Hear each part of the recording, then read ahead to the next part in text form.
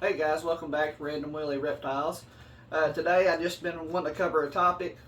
How did I get into ball pythons? And say you want to start breeding them. What do you got to do? What kind of licenses do you got to have? Permits, etc. So here we go. I'm going to start off by showing this brand new girl I got from Anthony over at A&W Reptiles. She is an Inchy Pinstripe 100% Het Desert Ghost. She's about 1,000 grams or so. She's pretty cool looking. I plan on pairing her with this boy right here. If I can ever get him to take off. He's a pastel leopard desert ghost, 100% het clown. So we'll see. I'm trying to make some more leopard DGs. I just think they look cool. So here we go. Sorry. Alright, I started out in ball pythons back around, I'd say 2015, 16, maybe 17, all the way into 18. And so I bred, and I just thought it was the coolest thing ever. And a friend of mine had some ball pythons. He's like, hey man, look at this. And I was like, wow, that's absolutely amazing. And I remember when I was a kid, I found my mom's friend had a snake. And I got to hold that thing as a child, and I just thought it was the coolest thing ever. So I was fascinated from day one. So then my buddy showed me all the different genes and all the cool stuff you could get, and I was like, man, that's unreal. All the cool combos you can make and all that stuff. So I was more interested. And then I started thinking, man, this would be a really cool hobby that you could actually enjoy and maybe make a little bit of money out of. I started doing a cost analysis, breaking it down. And I was like, okay, I really enjoy this, and I can make money. No brainer. So, my best advice is don't get into it totally for money, because there's quite a bit of work involved. I mean, you got to take care of these animals. I'd say one of the biggest downfalls is your time. Say you want to go on vacation. Well, guess what? You're going to have a pet sitter to take care of your snakes. I mean, as you can see, I have a rack back here, and I'm just getting really started. This is basically a tribute to getting 100 subscribers on YouTube. I really, really appreciate that, and I just really like all the comments and questions I get asked, and I appreciate all the likes and subscriptions. I'm just trying to grow, so that's what it's all about. But you have to find somebody that's willing to babysit snakes, and a lot of them. So they can't be scared of snakes. They got to be willing to come in your house, and it's just not necessarily easy. So vacations are a bit of a struggle. Outside of that, they're pretty easy to take care of. Like I said, I really, really enjoy it. So I like to go back and talk about the first time I did this. I bred them for about 2 or 3 years. I started out with about 10 different adult female ball pythons, and I will say, when you hatch out your first eggs, that is, to me, like the closest thing to Christmas for an adult is to you got what you got there. You've got a certain percentage chance you're going to make this or that, but when you actually hatch them out, man, it's like you don't know what you're going to get. So it's very, very exciting. Plus, sometimes you end up with stuff that you didn't know you had. They could have been hiding a couple recessive genes. I remember my first year, I had some that didn't have piebald in it. Ended up with a piebald. Unreal. So I bred a lesser leopard spider to like a normal and got a piebald. It was an all-white snake with a little bit of brown on its head. So it was just pretty wild. So, like I said, good advice there. I started out just like, this is awesome. I really want to learn the process. I want to buy as much stuff as I can buy. So I just bought a bunch of everything, which I would not recommend. I'd say if I was going to do it all over again, which I had to quit because of my job, and because I was working 7 days a week, many hours a day. Anyway, so I stopped that, and I was like, well, I'm going to start back. So I started back, and this time when I started back, the last time I had the old PVC racks, or I built them out of melamine, which is fine. It all works, whatever works. And many people will go back and forth both ways. They'll say, okay, well, invest more in your snakes versus your racks, or vice versa. First time I built my own racks. This time around, I decided to purchase my own racks. Sold some stock, bought some racks. Absolutely love them. Was it necessary? No, it's not necessary. You can do it with cheaper equipment.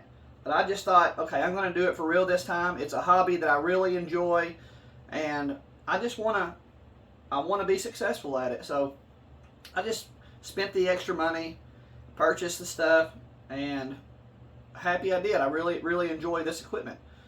Outside of that, the snakes, I would say, if I was new to ball pythons and I never started it before, I would just purchase something relatively cheap just to make sure that I can even, do the research, follow up, and can I breed? Can I breed them and be successful? And once you figure that out and you've had a year or two under your belt, and you've had 3 or 4 different females, and you've learned how to incubate the eggs, how to breed successfully, and hatch and all that, then get what you want. But I'd say the biggest thing for me is like everybody has an idea of what they want. It's not, oh man, you got to get Desert Ghost because that's where it's at. Okay, well sure. There's a lot of Desert Ghost out there right now. Oh man, DG Clowns. I love to have one. I'm working towards that. But it's hard to go out and spend, for most people, $10,000 on an animal. It's just not that reasonable for people to do. Most people, especially starting out. So my advice would be, get into something that you like. I really think the Super Orange Dream combos are cool. Is it the biggest seller in the world? I don't know. I think piebalds are cool. They say, oh, well, the market's flooded. Okay, well, look, man. I want to do the stuff that I enjoy, the stuff that I think that is going to make me continue to be happy doing the projects. So, basically, I'm going to put her up. She's everywhere. Find something that you like.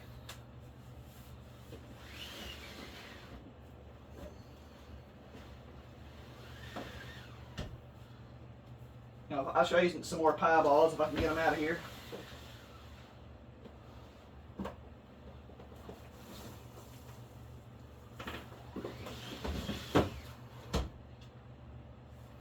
All right. So find something that you enjoy. I enjoy pieballs. I think they're cool. They're not going to sell for 10 grand unless you've got some crazy combos. Nowadays, pieballs are going for like $300. Okay, that's fine. I can make a little money. I can enjoy the hobby that I like. But I just enjoy them. I think they're beautiful. The pattern and the contrast.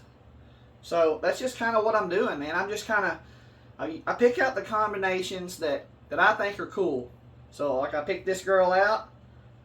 I thought, man, she's a breeder size. Got a good deal on her.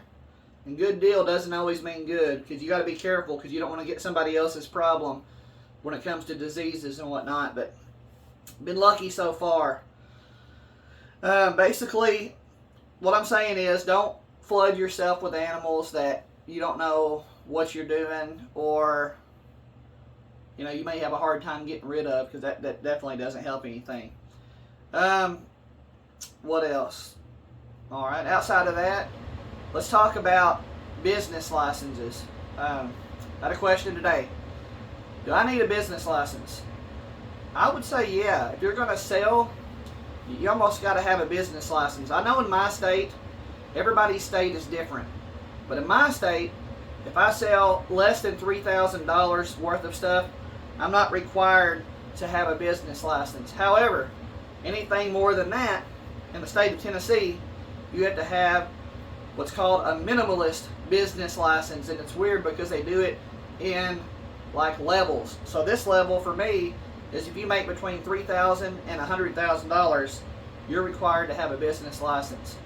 My next advice would be, where do you get that? Okay, so I'll go to the county clerk, walk in and say, hey, I want to obtain a business license.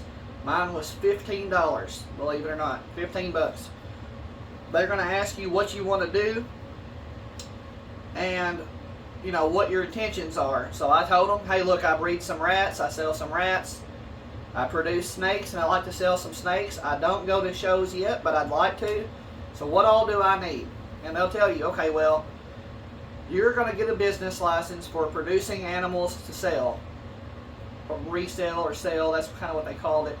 They give you a piece of paper. Like I said, it's $15, cover your butt. Not a big deal. Depending on where you live, you're going to have zoning requirements, city ordinances, stuff like that that you may have to pass over, get. So I live in the country a little bit. All I needed was a business license. Now, the next thing you're going to need is tax ID numbers.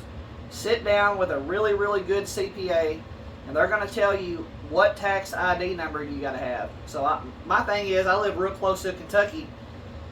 I sell some stuff in Kentucky, and he's going to let me know, do I need to have a Kentucky sales tax ID number or a Tennessee sales tax ID number, and then we'll go from there. So that's kind of what you're looking at there. But the CPA can answer a lot of your questions for you, and they're going to dig into that stuff that you don't know. So that's my best advice there. Let's see, what else? Outside of that, just try to enjoy it. You know what I'm saying? So my plans are, I got in here, I try to help out my local community, started a YouTube channel, trying to find like-minded people in the area that want to work on stuff, and work together. And my thing is, if I can sell an animal cheaper and help somebody out that's closer, why not, man? Because, more people I can reach here locally, the better off that all of us are going to do. So, anyways, it's been going okay so far. Haven't sold any snakes this year.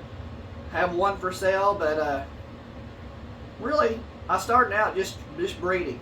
Got one clutch in the incubator, and a few more possible. It's just going, man. But I will say it takes a lot of time. So my best bet is, don't get into it just for money. Make sure you enjoy it.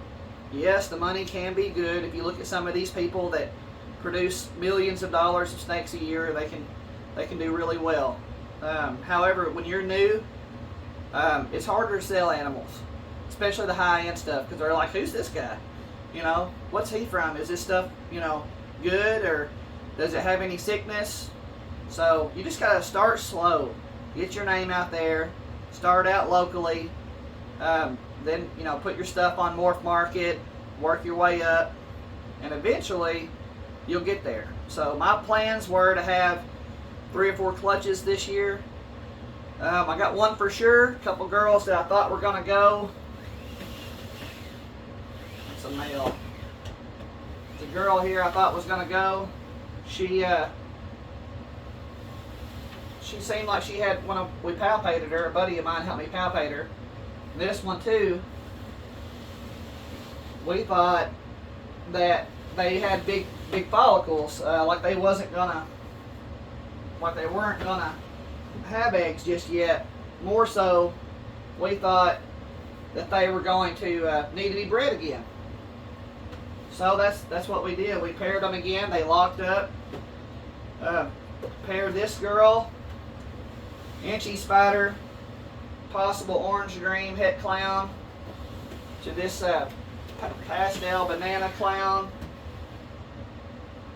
and bred this girl here. She's super inchy pastel orange dream, to this male, which is an inchy desert ghost. And we've also bred this female here, which is a hypo pastel vanilla GHI, to the inchy desert ghost. And really just, I think he was kind of young. He was about 500 or 600 grams when he was trying these 2 girls. And I just don't know if he took, because he was so young. That's okay. You can't rush it. First year. Going into the next year, I got about 10 different females. I got these 2 girls, this girl here, the pastel pie that laid eggs for me already. I got this pastel clown growing nicely. She's getting on up there. If she keeps eating like she is, then she'll probably go. We got 2 piebald girls. You got the Inchy pinstripe desert ghost. If she eats good, she might go. If she eats good. What else? Orange Dreamfire. Got the Pastel Desert Ghost.